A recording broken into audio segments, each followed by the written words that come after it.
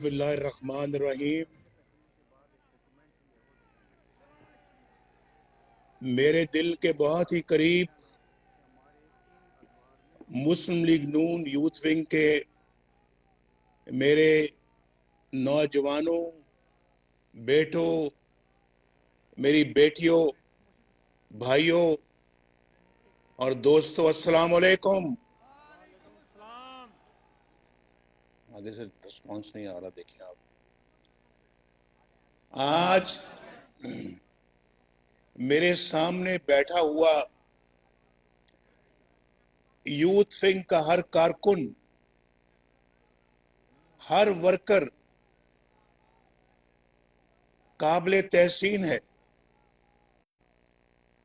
क्योंकि आप वो लोग हैं जो पाकिस्तान को मुश्किल तरीन वक्त से निकालने की कोशिश कर रहे हैं। जिस तरह आप सफ़े बांध रहे हैं और मुल्क में अवाम की हुक्मरानी के लिए कुर्बानियां दे रहे हैं, तकलीफें बर्दाश्त कर, यहां तक कि जेलें भी काट रहे हैं, ये सब हमारी तहरीक और हमारी जद्दोजहद का एक सुनहरा वर्क बन रहा है। मेरे नौजवानों, आपने मेरा मान रखा, मुस्लिम लीग नून का मान रखा। आप नवाज शरीफ की आवाज बनकर दिखा रहे हैं और अपनी जमात पाकिस्तान मुस्लिम लीग नून का सर फख्र से बुलंद कर रहे हैं। रिस्पॉन्स नहीं आ रहा यार, ये बात ठीक करें ना। आज मेरे पास अल्फाज नहीं कि मैं किस मुंह से आपका शुक्रिया अदा करूं। मेरा तो जी चाहता है कि मैं आपको गले से लगाऊं, आपसे आपसे जप्फी डालूं और आप प्यार करूं, आपका माथा चूमूं। और ये वलवला जो है, ये तो मुझे पाकिस्तान के रोशन मुस्तकबिल की नवीद सुना रहा है। मुझे लगता है ये आपका दीनी जोकर, मुझे लगता है कि इंशाल्लाह पाकिस्तान अपनी मंजिल जरूर पाएगा। हम जरूर अपनी मंजिल हासिल करके रहेंगे और पाकिस्तान के बल्कि आप एक नई सियासत में नई बुनियादें का मेमार बनेंगे। आप इंशाल्लाह दोबारा पाकिस्तान की बुनियादें रख रहे हैं। आज हम सब एक तारीख साज जद्दोजहद से गुजर रहे हैं और पाकिस्तान जिसे एक नजरिए और एक ठोस नजरिए की बुनियाद पर हासिल किया था, 73 साल गुजरने के बावजूद कायदे आजम की मंजिल का मुतलाशी है। कितने अफसोस की बात है, हम 73 सालों में अपनी मंजिल तलाश ही नहीं कर सके कि हमने किस राह पे जाना है, किस रास्ते पे जाना है, उसका अभी तयन हम नहीं कर सके। और कितने साल गुजर गए हैं? 73 ईयर्स, 73 साल, आधी सेंचुरी से भी ज्यादा, पौनी सेंचुरी गुजर चुकी है। हमें अपनी डगर का, अपनी मंजिल का, अपने रास्ते का अभी तक पता नहीं है। दुनिया कहां से कहां पहुंच गई, आज मार्स पर दुनिया पहुंच गई है, मरीख पर पहुंच गई है। चांद तो कब का चांद पे पहुंच चुकी थी आप जानते हैं, लेकिन अब तो मरीख पे पहुंच गई है। और हम इस दुनिया में अपने मुल्क के पाकिस्तान में अपना रास्ता तलाश नहीं कर सके।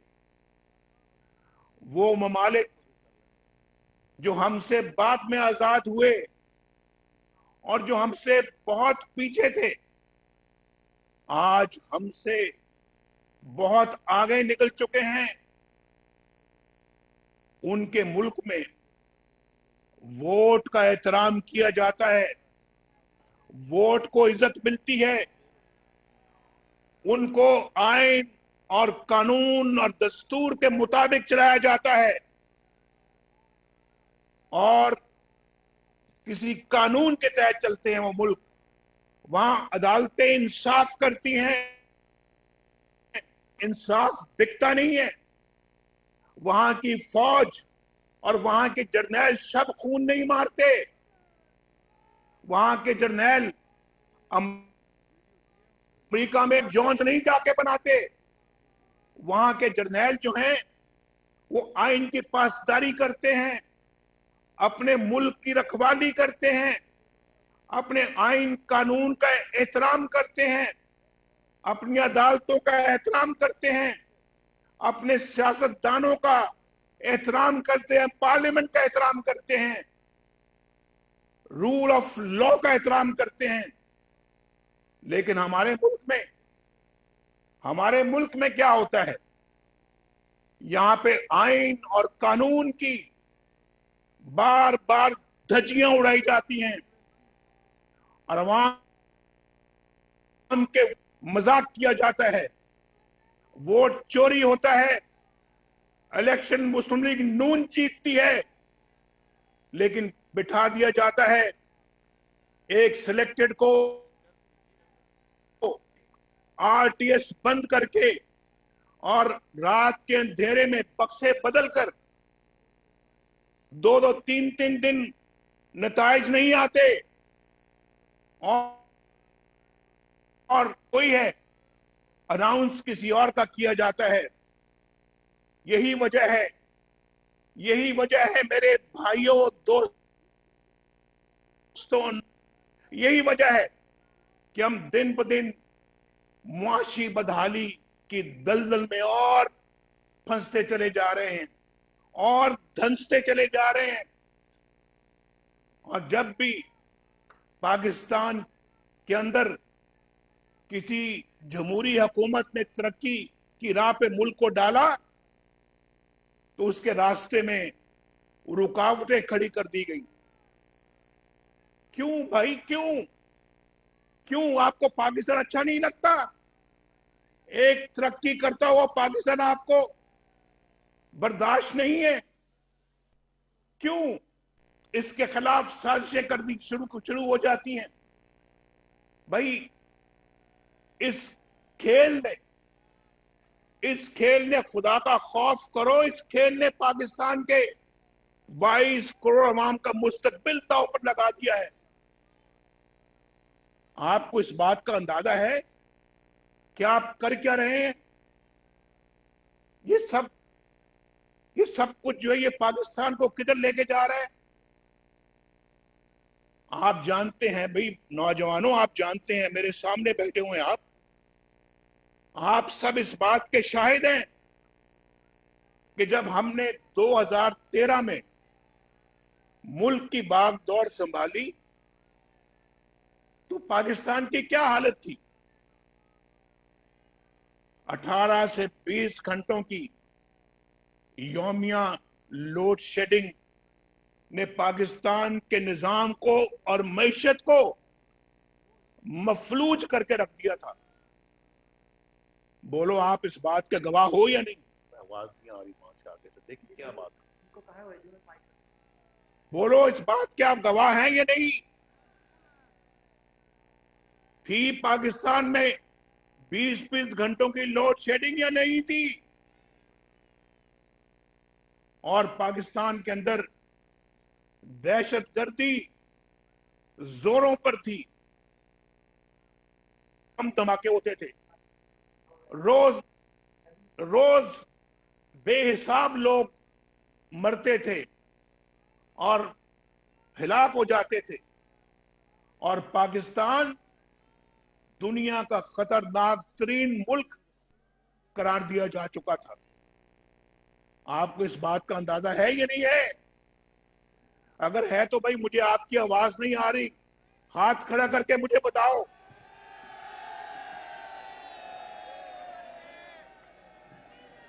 आवाज भाई, आपकी आवाज भी आनी चाहिए मुझे। ये मुंतजमीन जरा मेहरबानी करके यकीनी मत की आवाज भी मुझे पहुंचे। मेरी पहुंच रही है आपको आवाज? जरा हाथ खड़ा करो। आपकी आवाज नहीं आ रही भाई। मुंतजमीन साहिबान,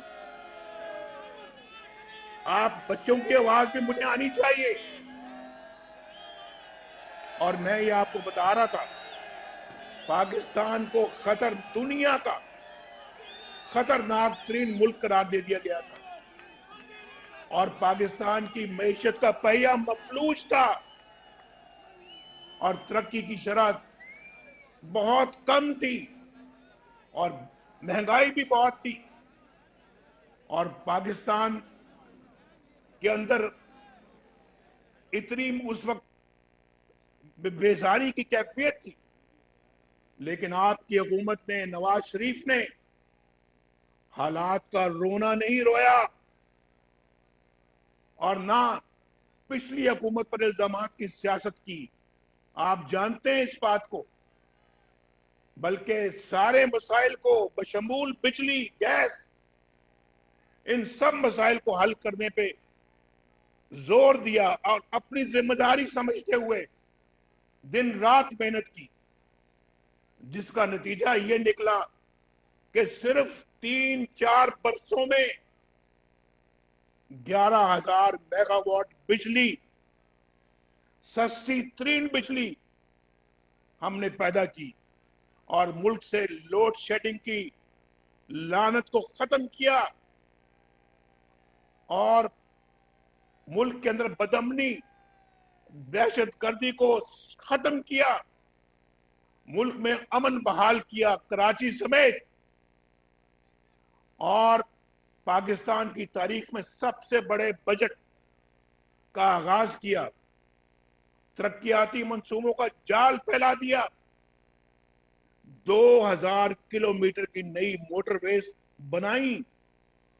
एक तरफ बिजली आ रही है, एक तरफ गैस आ रही है, एक तरफ महंगाई खत्म हो रही है, एक तरफ पाकिस्तान में पेट्रोल सस्ता किया जा रहा है, आटा सस्ता, चीनी सस्ती, दालें सस्ती, रोटी सस्ती, दवाइयां सस्ती, मुफ्त इलाज, सब्जियां सस्ती, और दूसरी तरफ मोटरवेज बन रही हैं, दूसरी तरफ पाकिस्तान एटमी कुव्वत बन रहा है, और दूसरी तरफ पाकिस्तान के अंदर मुआशी तरक्की की रफ्तार दुगनी तिगनी शुरू हो गई। यहां पे 1 करोड़ नौकरियों की बात की है, 1 करोड़, और यहां पर पहली वाली नौकरियां खत्म हो रही है, लोगों की रोजगार ही नहीं मिलता। और पाकिस्तान के अंदर जो है वो, मैं कल थोड़े दिन पहले एक देख रहा था वो वीडियो, वो बेचारा मास्क बेचता है, मास्क जो मुंह पे पहनते हैं आजकल, ये जो मास्क यहाँ पे रखा हुआ है मैंने, ये मास्क पहनते हैं वो बेच रहा था वो लड़का, आदमी, ये वाले मास्क। और उससे पूछा, नौजवान आदमी था, थोड़ा सा, पूछा कि आप कितने पैसे कमाते हो इस मास्क से? उसने कहा जी मैं पता नहीं, शायद मुश्किल से 400-500 रुपए रोज का कमा लेता हूं। मेरी 2 बेटियां हैं, एक मेरी बीवी है। मेरी बीवी को ब्लड प्रेशर रहता है और उसको शुगर भी है, और मैं खुद बीमार हूं, और मुझे नहीं समझ आती कि मैं अपने बच्चों का, बीवी का, बेटियों का पेट कैसे पालूं, उनके हाथ कैसे पीले करूंगा, और फिर मैं अपने इलाज मुआवजा कैसे कराऊंगा। ये बात करते करते उसकी आंखों से आंसू आ गए। उसको कहे मुझे समझ नहीं आती मैं किधर जाऊं। ये एक शख्स की बात नहीं है, भाई उसको देखकर मेरी आंखों में आंसू आ गए। ये हजारों लाखों पाकिस्तानियों का ये हाल है, करोड़ों करोड़ों पाकिस्तानियों का ये हाल है। और यहां आए दिन नए नए प्लॉट अपने लिए अलॉट कर लेते हैं। ये जमीन ये किसी की जागीर नहीं है, पाकिस्तान की सरजमीन। ये अगर किसी की जागीर है तो आपकी है, 22 करोड़ अवाम की है। 22 करोड़ अवाम की जागीर है, ये किसी किसी की जागीर नहीं है।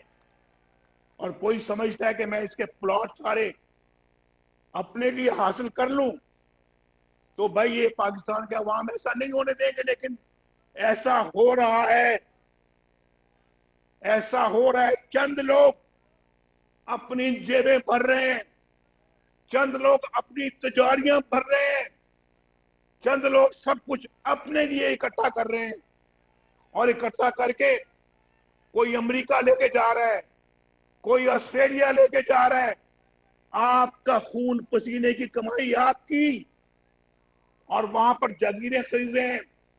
कोई पापा जॉन बना रहा है और वो पाकिस्तान की दौलत लूट कर उधर लेके जा रहा है। भाई ये कुछ हो रहा है इस मुल्क के अंदर। हमें तो आपने निकाल दिया कि नवाज शरीफ ने अपने बेटे से तनख्वाह नहीं ली और लिहाजा छुट्टी करो, जाओ वजारत उज़्मा की सीट से उतरो, क्योंकि तुमने तनख्वाह नहीं ली अपने बेटे से। और यहां जो आपका माल लूट कर अमेरिका में पापा जॉन खोल रहे हैं, उनका भी कोई एहतसाब होगा या नहीं होगा? बोलो, उनका भी एहतसाब होगा। और इंशाल्लाह वो एहतसाब आप करेंगे। आप हाथ उठा के बताओ, एहतसाब करोगे?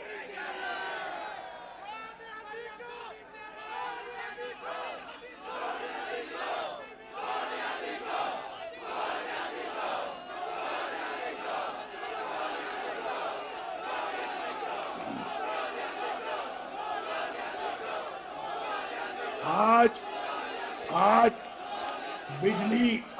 बिजली का बिल, बोलो, आप लोग बैठे हुए हैं यहां सामने, आप लोग बैठे हुए हैं। शायद आप लोग मिडिल क्लास से ताल्लुक है आप लोगों का। शायद आप लोग में से बहुत गरीब तरीन क्लास के ताल्लुक रखने वाले लोग यहाँ पे कम होंगे। लेकिन मुझे बताओ, बिजली का बिल जब आता है तो दिल पे हाथ पड़ता है या नहीं पड़ता? बोलो, हाथ खड़ा करके मुझे बताओ। बिजली का बिल बम बन के गिरता है या नहीं गिरता? बोलो। गैस का बिल आजकल दिल पे हाथ पड़ता है या नहीं पड़ता? बोलो, बताओ मुझे। और पेट्रोल देखो कितना महंगा। दुनिया में पेट्रोल सस्ता हो रहा है और यहाँ पाकिस्तान में पेट्रोल महंगा हो रहा है। और कितना महंगा कर दिया है। आटा आपका दुनिया भर में इतना, अमेरिका में आटा सस्ता नहीं, महंगा नहीं है जितना पाकिस्तान में। इतना आटा बर्तानिया में महंगा नहीं है जितना पाकिस्तान में महंगा है। और फिर रोटी यहाँ के कहां से कहां पहुंच गई है। चीनी का हाल देखें, ये आटा और चीनी चोर, ये अरबों रुपए, 300-400 अरब रुपए अपनी जेब में डाल गए। ये किसका पैसा था? आपका, आपके खून पसीने की कमाई। ये हमने वापस लेनी है भाई, ये कमाई हमने वापस लेनी है और उनकी जेबों से निकाल के अवाम की जेबों में डालनी है। बोलो, इसमें मेरा साथ दोगे?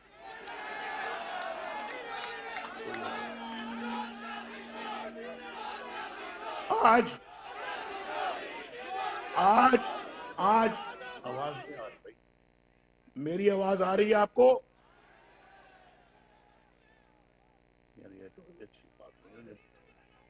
यहाँ आटा महंगा, चीनी महंगी, दालें महंगी, दवाइयां नहीं मिलती, लोग मरीज मर जाते हैं, लेकिन दवा के लिए पैसे नहीं है। और सब्जियां देखो, जो सब्जी नवाज शरीफ के जमाने में 10 रुपए 15 रुपए किलो थी, आज 200 रुपए किलो, 250 रुपए किलो तक पहुंच गई है।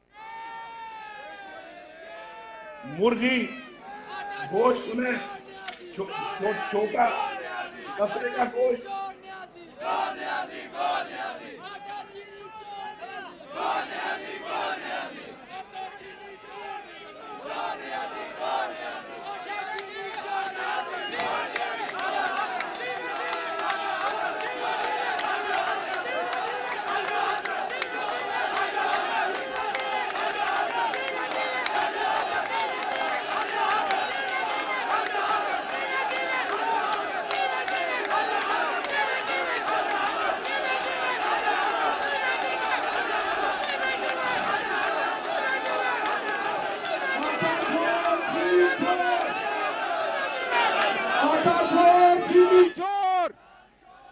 भाई, आटा चोर, चीनी चोर, कदम बढ़ाओ नवाज शरीफ, कदम बढ़ाओ नवाज शरीफ, मियां जादू आएगा, मियां जादू आएगा।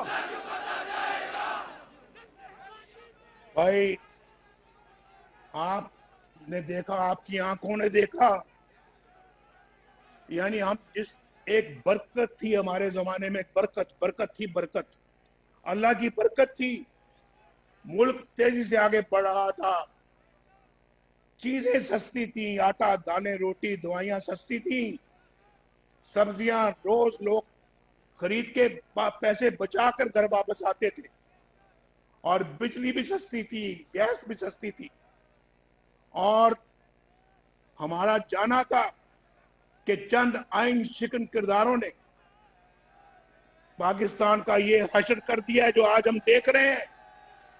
एक नालायक और अनाड़ी सिलेक्टेड वजीर आजम को 22 करोड़ अवाम की किस्मत पर लाकर बैठा दिया, और आज पूरी कौम इसका खमियाजा भुगत रही है। आज आप भी इसका खमियाजा भुगत रहे हैं। पाकिस्तान का किसी भी फ्रंट पे आप हाल देख लें, बुरा हाल हो रहा है, और जहां खुशहाली के रंग फैल रहे थे, वहां गुर्बत, बेरोजगारी और इफलास के साए गहरे हो रहे हैं। पूरी दुनिया में आज पाकिस्तान तमाशा बना दिया गया है। पूरी दुनिया में हम तमाशा बन चुके हैं, हर तबका मायूस है। और मैंने सालों पहले कहा था, आपको याद होगा, मैंने सालों पहले कहा था, बल्कि 1999 के बाद मैं मुसलसल ये कहता आ रहा हूं, और बड़ी दिलसोजी के साथ ये बात करता आ रहा हूं कि हमें अपने अमाल का जायजा लेना चाहिए, अपने घर की खबर लेनी चाहिए, अपने घर को ठीक करना चाहिए। और आज देखें क्या हो रहा है। मेरी आवाज पहुंच रही है आपको या नहीं पहुंच रही? आज देख लो, आज यानी देखो,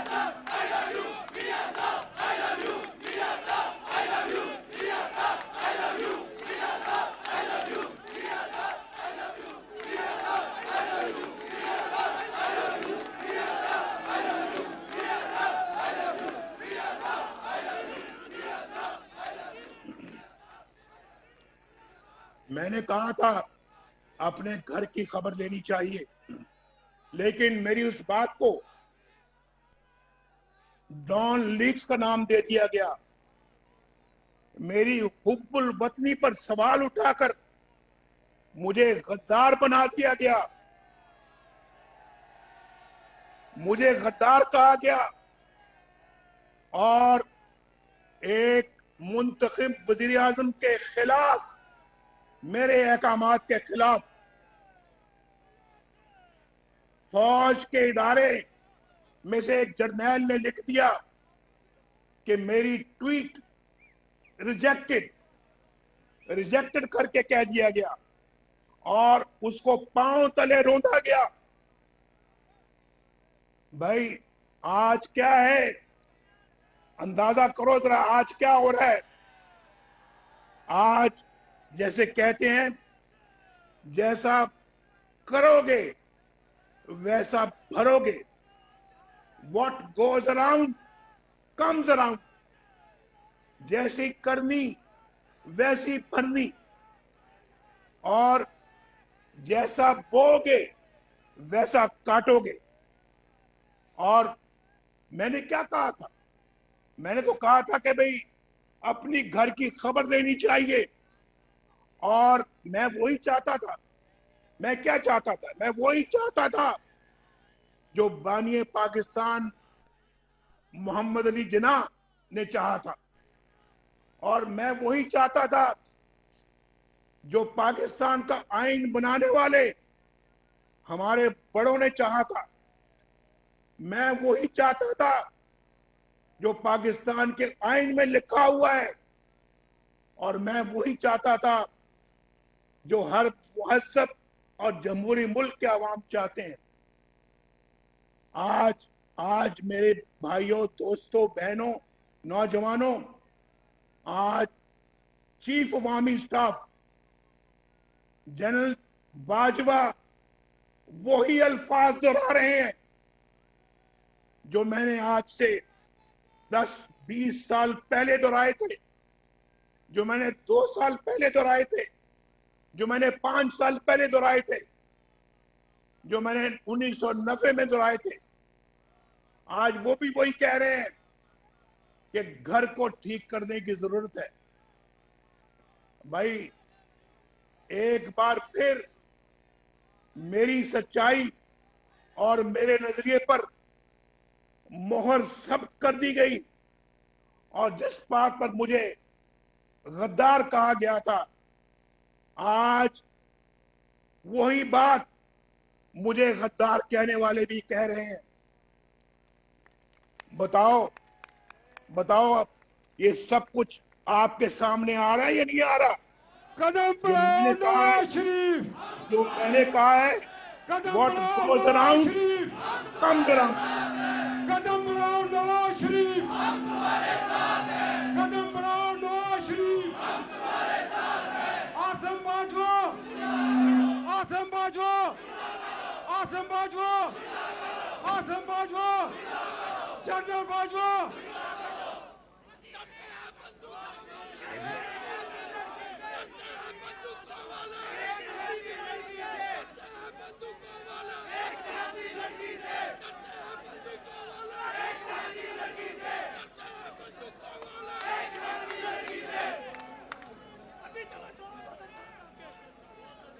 भाई मेरी बात सुने, अगर मेरी बात पे अमल किया जाता, आज पाकिस्तान की ये हालत ना होती जो आज है। आज हम महंगाई की चक्की में ना पिस रहे होते। आज पाकिस्तान के अंदर ये तबाही और बर्बादी ना हो रही होती जो हम देख रहे हैं, और पाकिस्तान ग्रे लिस्ट में ना होता, पाकिस्तान आलमी सतह पर यूं तनहा ना होता। ये तुलबा, मजदूर, ताजिर, किसान यूं दुहाई ना दे रहे होते, खुशहाली और तरक्की का पहिया जाम ना होता। और गुज़श्ता 73 सालों में ये साबित करने पर मेहनत होती रही कि अवामी राय ही गलती पर होती है, मगर वक्त ने एक बार फिर साबित कर दिया कि अवामी राय कभी गलत नहीं होती, कभी गलती पर नहीं होती। पाकिस्तान को अगर हकीकी जमहूरियत के रास्ते पर डालना है, अगर यहाँ आइन की हुक्मरानी होनी है तो फिर भाई दस्तूर के मुताबिक चलना पड़ेगा, वरना यही पसमानदी, यही मुआशी बदहाली और दूसरों की गुलामी हमारा मुकद्दर बनी रहेगी। हमने अपने मुस्तकबिल को अपने गुज़श्ता कल और आज से मुख्तलिफ बनाना है। और मैं अब आपको आखिरी चंद अल्फाज कहने लगा हूं और आप जरा गौर से मेरी बात सुन लें।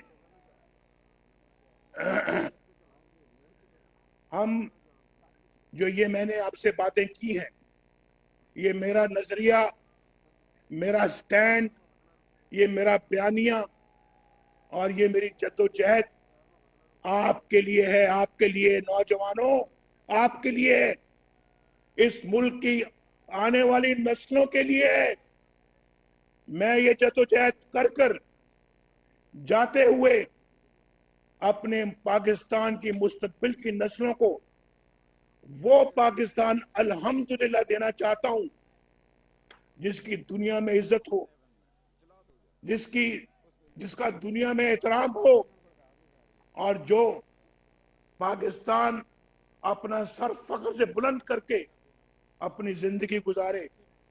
मैं ये चाहता हूं कि मेरी आज की गुफ्तगू जो मैंने आज की है, सिर्फ एक तकरीर के तौर पर नहीं होनी चाहिए, बल्कि आप इसको एक फिक्र और एक सोच समझकर अपने साथ वापस लेकर जाएं। और कोई भी जद्दोजहद जो है वो वालहाना जज्बा के बगैर और वालहाना लगन के बगैर कामयाब नहीं हो सकती। तो मैं आपसे ये कहूंगा, अपने मुल्क के लिए थोड़ी सी कुर्बानी देंगे आप? बोलो, अपने मुल्क कौम के लिए थोड़ी सी कुर्बानी देंगे आप? बोलो, हाथ उठा के मुझे जवाब दो। इस कौम के लिए और मुल्क के लिए थोड़ी सी कुर्बानी आप देंगे? जवाब तो देना मुझे, आप देंगे। मियां तेरी इज्जत इंशाअल्लाह, मियां तेरी इज्जत इंशाअल्लाह, मियां तेरी इज्जत इंशाअल्लाह। सुने, जिंदगी में वो शख्स, ये गौर से सुने मेरे अल्फाज, जिंदगी में वो शख्स कभी कामयाब नहीं होता जिसके अंदर या जिसके दिल में कामयाबी से ज्यादा नाकामी का खौफ होता है।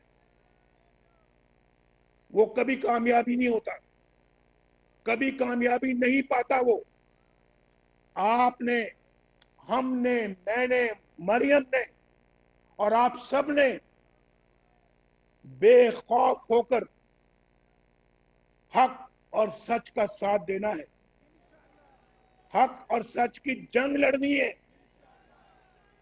हक और सच के चिराग रोशन कर दे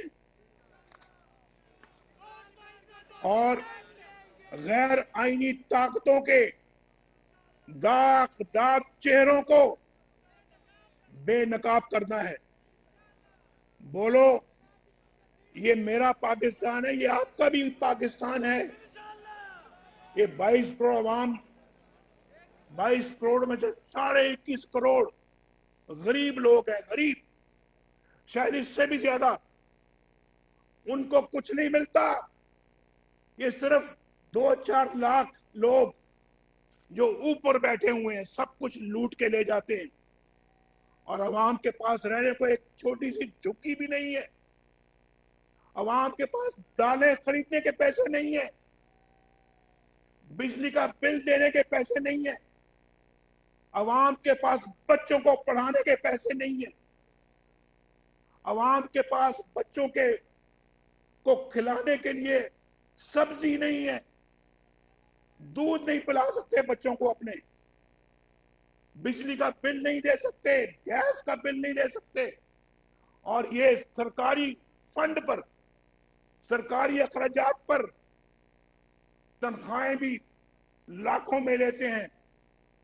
गाड़ियां भी सरकारी, रिटायर होने के बाद भी पेंशनें भी लाखों में, प्लॉट भी एक एक नहीं बेशुमार प्लॉट, उनको बेचकर करोड़पति अरबपति बनते हैं। और आप गरीब लोग भूखे बच्चों के साथ सोते हैं। ये सब कुछ तब्दील करना है हमने। ये इंशाल्लाह तब्दील कर रहे थे हम तब्दील कर रहे थे, हमें टांगे खींच कर हमारी उतार दिया गया। लेकिन खुदा से वादा करो, अपने अल्लाह से, हम इंशाल्लाह इसको तब्दील करके रहेंगे। ये दिन बदलेंगे इंशाल्लाह। हम इसके लिए मैदान में निकलेंगे, हक और सच का सामना करेंगे, हक और सच को बुलंद करेंगे, कुर्बानी देंगे और इस मुल्क को बदलेंगे। ये वोट चोरी को बदलेंगे, वोट को इज्जत देंगे इंशाल्लाह। बोलो मेरे साथ हो तो मेरे साथ हाथ खड़ा करके वादा करो। नौजवानों, आपको दुनिया देख रही है, आपको लोग देख रहे हैं। इस वक्त दुनिया की नजरें आप पर हैं, पाकिस्तान नजरें आज आप पर हैं कि आप यहां से क्या फैसला। बोलो, नवाज शरीफ ने जो कहा है वो सब मंजूर है? अगर मंजूर है तो इंशाल्लाह फिर निकलना मेरे साथ आपने। मरियम भी इंशाल्लाह आपके शाना बिशाना निकलेगी।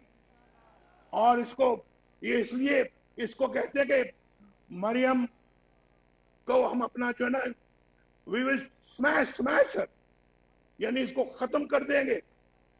ये इंशाल्लाह खुद खत्म हो जाएंगे अल्लाह के फजल करम से। ये हम में से या मरियम को या आपको किसी को खत्म नहीं कर सकते। ये ईमान खुदा पे है या नहीं है? बोलो हाथ उठा के। आपका ये ईमान अपने अल्लाह पर है या नहीं? आवाज में आवाज दो यार, आवाज दो। हाँ में आवाज दो।